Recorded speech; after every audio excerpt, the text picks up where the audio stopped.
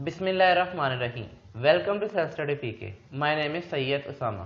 Students, continue करते हैं public opinion के सेकंड लेक्चर को। लास्ट टाइम मैंने आपको पब्लिक ओपिनियन के बारे में बताया था और मैंने आपसे एक क्वेश्चन पूछा था कि अगर पब्लिक ओपिनियन पॉलिटिकल साइंस का टॉपिक है तो हम इसको यहाँ सोशियोलॉजी में स्टडी क्यों कर रहे हैं। बेसिकली पब्लिक ओपिनियन में हम डिस्कस करते हैं कम्युनिटी व्यूज़, कल्चर और कम्युनिकेशन। ये वो तीन फैक्टर्स हैं जो सोशियोलॉजी में और पॉलिटिकल साइंस में कॉमन है। That's why we study public opinion in sociology. तो लास्ट लेक्चर में हमने देखा था कि हम पब्लिक ओपिनियन होता क्या है, इसको स्टडी क्यों करते हैं, इसके सोशियोलॉजिकल पर्सपेक्टिव क्या है, ये स्टार्ट कहाँ से होता है और ये बनता कैसे है। तो आज हम देखेंगे कि how can we measure public opinion. तो उससे पहले फॉर्मेशन ऑफ पब्लिक ओपिनियन को हम स्टडी कर लेते हैं जरा एक बार दोबारा। पब्लिक ओपिनियन की जो बनने की स्टेजेस हैं वो बेसिकली 3 हैं। कुछ बुक्स में आप 4 स्टेजेस में भी पढ़ेंगे। सबसे पहले क्या होता है, अगर आपको याद हो, जब मैंने स्लाइड शुरू की थी मैंने आपसे कहा था एक प्रॉब्लम अराइज होती है, एक इशू अराइज होता है, कोई टॉपिक होता है जिसके ऊपर लोग डिस्कशन करते हैं या कोई और एजेंसी उनको डिस्कशन करने का मौका देती है। जब मुख्तलिफ लोग अपनी राय देते हैं उस या सोल्यूशन देते हैं या उस टॉपिक के बारे में बात करते हैं तो एक तरह से एक ओपिनियन डेवलप होता है और आहिस्ता आहिस्ता से हमने जाना होता है कंक्लूजन की तरफ, एक रिजल्ट निकालना होता है कि either term A is correct और either term B is correct. हमारे यहाँ मसला क्या है, जब कोई प्रॉब्लम अराइज होता है तो पहली बात यह कि हम दूसरे स्टेप पे ही इधर फेल हो जाते हैं। उसकी वजह क्या है, या तो हमारे यहाँ पे ऐसे इंटेलेक्चुअल लोग नहीं हैं जो उस प्रॉब्लम को डिस्कस करें, और या यहाँ पे इस तरह से मीडिया को आज़ादी नहीं दी जाती कि मतलब एक ख़ास टॉपिक के ऊपर बोला जा सके या लोगों के अंदर पब्लिक ओपिनियन डेवलप किया जा सके। जैसा कि जो रिसेंट मुल्क में सिनेरियो है कोरोना वायरस के केसेस में, पहले तो हमने ये कहा, हमारा पब्लिक ओपिनियन ये था कि भाई कोरोना वायरस पाकिस्तान में फैलेगा ही नहीं क्योंकि हम सब मुसलमान हैं, हम बहुत पाक साफ रहते हैं। लेकिन जब वो फैलना शुरू हुआ फिर हमें अंदाज़ा हुआ, और यहाँ पे तारीफ़ की जानी चाहिए मैस मीडिया की और गवर्नमेंट की, जिसने पब्लिक ओपिनियन सेटअप किया कि yes it is a very dangerous disease और ये बहुत बुरी तरह फैल रही है, चाहे आप बहुत ज़्यादा क्लीन लाइनेंस का ख्याल रख रहे हैं कि नहीं। और फिर मीडिया ने पब्लिक ओपिनियन डेवलप किया कि लोग अपने घरों में ही रहें ताकि इस बीमारी से बचा जा सके। तो सबसे पहला कि आपने इशू को रिकॉग्नाइज करना है, सेकंड नंबर पे उसके बारे में डिस्कस करनी है, उसके पॉसिबल सॉल्यूशंस क्या हैं, थर्ड नंबर पे आपने वहां से एक रिजल्ट निकालना है कि इस पे तमाम के तमाम लोग कोशिश करेंगे, फॉलो करेंगे। ज़रूरी नहीं है कि तमाम लोग आपसे मुत्तफिक हों। सवाल ये पैदा होता है कि how can we measure public opinion. Election में आप पब्लिक ओपिनियन ही जानना चाहते हैं कि कौन आपको लीड करेगा, कौन आपकी गवर्नमेंट को रन करेगा, कौन आपको आगे लेके चलेगा। इसके अलावा आम जो मैथ्स लेवल पे होता है गैलप पोल्स होते हैं। अगर आप यूनिवर्सिटी के स्टूडेंट्स हैं तो आप अक्सर आपके पास कुछ लोग आते होंगे कुछ पेजेस लेके कि इसको फिल कर दें, उसमें बेसिकली वो आपकी ओपिनियन ही जानना चाह रहे होते हैं। इसके अलावा अगर आप किसी रेस्टोरेंट में खाना खाते हैं तो वो आपसे एक फीडबैक की फॉर्म में एक तरह से पोल्स करवाते हैं।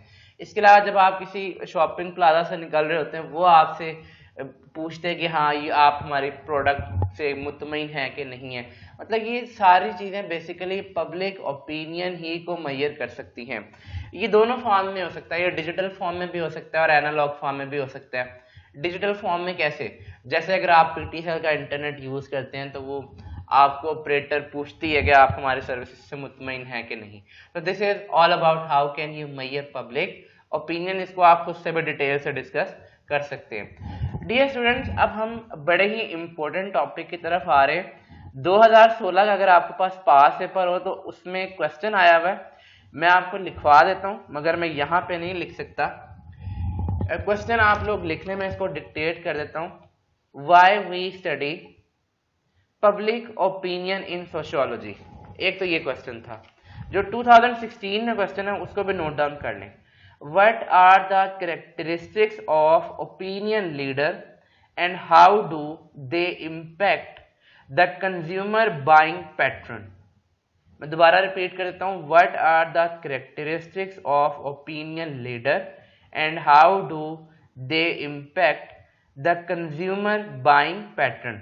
इसको आपने क्वेश्चन को विद एग्जांपल्स आंसर देना है, एनालिटिकली देना है, थ्योरेटिकली इसको ना करें। इसको आप क्वांटिटी की फॉर्म में बताएंगे, इतनी अमाउंट इस तरह से होता है, इस तरह से होता है। Please brief that question with example. अच्छा जी, अब हम बात करते हैं ओपिनियन लीडर की। मैंने आपको कुछ देर पहले बताया था कि वो जो पॉलिटिकल पर्सन होता है वो एक तरह से ओपिनियन लीडर होता है। सवाल ये है क्या क्या तमाम के तमाम पॉलिटिकल लीडर्स ओपिनियन लीडर होते हैं? बिल्कुल नहीं।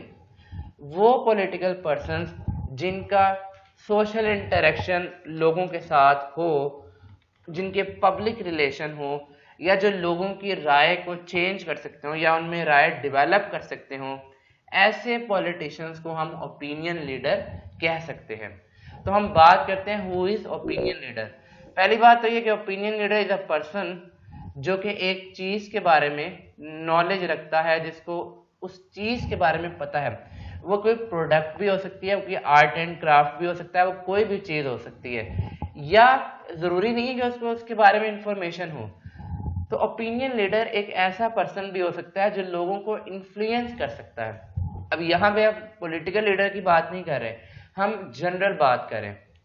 जैसे अगर हेड एंड शोल्डर का आपने ऐड देखा हो तो वहां शाहिद अफरीदी को यूज किया जाता है। तो क्या शाहिद अफरीदी लाजमी हेड एंड शोल्डर यूज करते होंगे?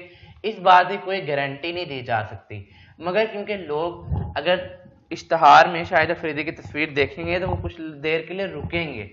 अगर कोई मजहबी मसला हो तो वहां पे मौलाना तारिक जमील साहब को यूज किया जाएगा, उनसे एग्जाम्पल्स दिलवाई जाएंगी, उनसे बयान दिलवाया जाएगा।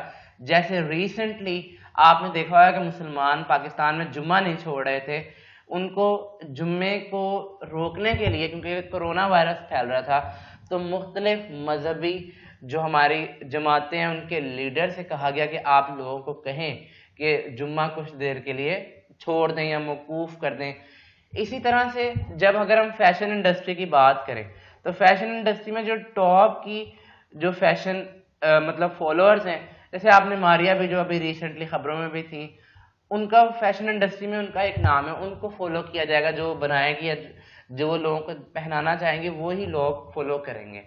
तो मतलब ओपिनियन लीडर एक ऐसा पर्सन होता है या तो उसको उस चीज के बारे में बहुत गिरफ्त हो, जैसा कि आपने देखा होगा जब भी एप्पल या माइक्रोसॉफ्ट के कोई नई प्रोडक्ट लॉन्च होती है तो उनके सीईओज, ऑब्वियसली बात है कंपनी का सीईओ है, उसको ही उस कंपनी उस प्रोडक्ट के बारे में ज्यादा पता होगा, वो आके बताता है कि जी हम ये प्रोडक्ट लॉन्च कर रहे हैं। तो लोग उसको सुनते भी हैं, बहुत सारे लोग उसको मतलब वहां पे आते हैं, उनकी बात को सुनते हैं। They are knowledgeable person and they are influential person. आसान सी बात है, अगर आप गाड़ी लेने जाते हैं, कोई गाड़ी खरीदनी है, तो आप ऑब्वियसली बात है ऐसे बंदे कोई साथ लेके जाएंगे जिसको गाड़ी के बारे में इंफॉर्मेशन, तो वो उस वक्त के लिए आपके लिए ओपिनियन लीडर ही कंसिडर किया जा सकता है। आई होप कि आपको ओपिनियन लीडर को और उसकी कैरेक्टरिस्टिक्स को समझ आया होगा कि जो लोगों के एटीट्यूड्स, उनकी राय, उनकी एक थिंकिंग डेवलप कर सकता है। तो ये यहाँ पे इस फिगर में ओपिनियन लीडर के बारे में कुछ क्वालिटीज को बताया गया है, सोशली और इकोनॉमिकली दोनों ही। सबसे पहली बात तो ये कि वो सोशली एक्टिव होना चाहिए, कम्युनिटी के मेंबर से मिलता जुलता रहता हो। ज्यादातर आपने देखा होगा ये क्वालिटी पॉलिटिकल लीडर्स में उस वक्त तक पाई जाती है जब तक इलेक्शन नहीं हो जाते, और जब वो इलेक्ट हो जाते हैं उसके बाद ये क्वालिटी थोड़ी देर के लिए उनके अंदर खत्म हो जाती है और 4-5 साल बाद फिर जाग जाती है। तो उनको कंज्यूमर्स के बारे में पता हो, उनको पता हो कि वो लोग किस तरह के लोगों से बात कर रहे हैं, उन जैसे होने चाहिए। आपको याद होगा कि इंडिया में ये एक मैकडोनल्ड्स जला दिया गया था जब वहां पे लोगों को पता चला था कि वहां पे जो गाय का गोश्त इस्तेमाल होता है। और इसी तरह आपको ये भी याद होगा कि जुनैद जमशेद साहब को जब लेस के बारे में ये खबर चली थी कि वो उसमें हराम मसाला जात डाले जाते हैं, तो जुनैद जमशेद साहब से उसका ऐड बनवाया गया ताकि लोग इस बात पे यकीन करें कि मतलब उनकी एक मजहबी फिगर है। इसी तरह इंडिया में रिसेंटली उनकी गवर्नमेंट ने वहां पे रोकने के लिए लोगों को घरों के अंदर जो बड़े बड़े सिंगर्स हैं और जो बड़े बड़े वहाँ के आर्टिस्ट हैं उनसे एक पैगाम भिजवाया, क्योंकि वो लोगों को इन्फ्लुएंस कर सकते हैं, उनको इस्तेमाल किया गया। तो अब अगर एक बात की जाए ना प्रोडक्ट के बारे में, जैसे नया आईफोन लॉन्च होता है तो उसके हिसाब से जो जो ओपिनियन लीडर होता है ना वो सबसे पहले उसको यूज करेगा, वो रिस्क लेने के लिए तैयार रहता है। तो मतलब ये जो क्वालिटीज हैं वो एक ओपिनियन लीडर में होनी चाहिए। आगे हम बात करते हैं टेक्नोलॉजी के हिसाब से। जैसे कि हमने बात की कि जब कोई मार्केट में नई टेक्नोलॉजी आती है तो सबसे पहले उसका सीईओ उसको इंट्रोड्यूस करता है। ये जो 2.5 लोग होते हैं ये उस आइडिया को प्रपोज करते हैं, उसको एक्सेप्ट करते हैं और उसके ऊपर काम करते हैं। इनको हम बोलते हैं इनोवेटर्स। ये रिस्क ले सकते हैं, इन लोगों में नया काम करने का जज्बा होता है। फिर हमारे पास ये देखें, अब ये हम बात कर रहे हैं टेक्नोलॉजी के रिस्पेक्ट से। कुछ ऐसे लोग होते हैं अर्ली अडॉप्टर्स जो उसको चेंज को फौरन से अडॉप्ट करते हैं। वो अभी ये नहीं सोचते कि उसमें क्या बुराइयां या क्या खसूसियतें हैं, दे फॉलो द ट्रेंड। ये बड़े स्टेटस कॉन्शियस लोग होते हैं और याद रखिएगा ये ज्यादातर एलीट क्लास ही होती है जो कि हर नई आने वाली चीज को सबसे पहले मतलब खरीदती है, और यही वो लोग होते हैं जो आगे फिर इसको मैसेज को कन्वे करते हैं कि ये चीज हमने खरीदी, हमें इससे ये फायदा हुआ। Then we have early majority. एक पर्टिकुलर एक मतलब यूनिक अमाउंट, ये ना हो कि बिल्कुल थोड़े से लोग जैसे पहले लोगों ने खरीदा, एक साइजेबल अमाउंट जब उस प्रोडक्ट को या उस टेक्नोलॉजी को यूज करती है, उसको खरीदती है, उनको हम बोलते हैं अर्ली मेजोरिटी। और ये वो लोग होते हैं जो इस टेक्नोलॉजी को फायदा या नुकसान देखते हुए इस्तेमाल करते हैं। इसमें हमारे कॉमन पीपल, मिडिल क्लास शामिल होती है। फिर हमारे पास आती है लेट मेजोरिटी। अब जब अर्ली मेजोरिटी एक चीज खरीदती है वो इस मैसेज को स्प्रेड करती है कि हमें इस चीज से ये फायदा हुआ। उनको देखते हुए ये significant number of people late majority नई आने वाले टेक्नोलॉजी का या नए आइडिया को या किसी नए एटीट्यूड को समझ पाते हैं या अडॉप्ट करते हैं। लो जी, लास्ट में हमारे पास बात आती है लैगर्ड्स की। ये वो लोग होते हैं जो हर तरह से कोशिश कर लेते हैं कि किस तरह से ये इनोवेशन ना आए, ये चेंज ना आए, लेकिन जब सारी की सारी अब दुनिया उस पुरानी चीज को फॉलो कर चुकी होती है, अब इन बेचारों के पास कोई ऑप्शन नहीं रहती कि वो अपने पुराने तरीके पे इस चलते रहें। लेकिन वैसे आप किसी भी चीज को मुकम्मल तौर पे खत्म नहीं कर सकते। ये लैगर्ड्स बिल्कुल एंड पे आते हैं, इस्तेमाल करते हैं। जैसे मैं आपको एक सिंपल एग्जांपल देता हूँ, क्या लोहे के बर्तन आने से या और इस तरह के यूटेंसिल्स आने से क्या मिट्टी के बर्तन खत्म हो गए? बिल्कुल नहीं, अभी भी लोग इसको यूज करते हैं, मगर अब उस तरह से नहीं कि 100% हो। और दूसरी एग्जांपल अगर आप देख लें, कुछ लोग जितने बल्कि कोई भी अगर चेंज आती है तो शुरू में लोग उसको अपोज करते हैं। अगर आप अभी भी देखें तो कुछ लोगों के हाथ में वो नोकिया के पुराने मोबाइल फोन्स होंगे और उसके साथ साथ उन्होंने एक एडवांस किस्म का फोन भी रखा होता है। मतलब वो किसी ना किसी तरह से अपनी उस पुरानी यादों से या पुरानी चीज़ों से जुड़े रहते हैं। Dear student, thank you very much. यहाँ पे हमारा पब्लिक ओपिनियन का जो टॉपिक है वो ख़त्म होता है। इससे आगे जो आप है खुद से स्टडी कीजिएगा बुक से। आई होप आपको लेक्चर पसंद आया होगा। Please do not forget to subscribe my channel and like this video. Thank you very much.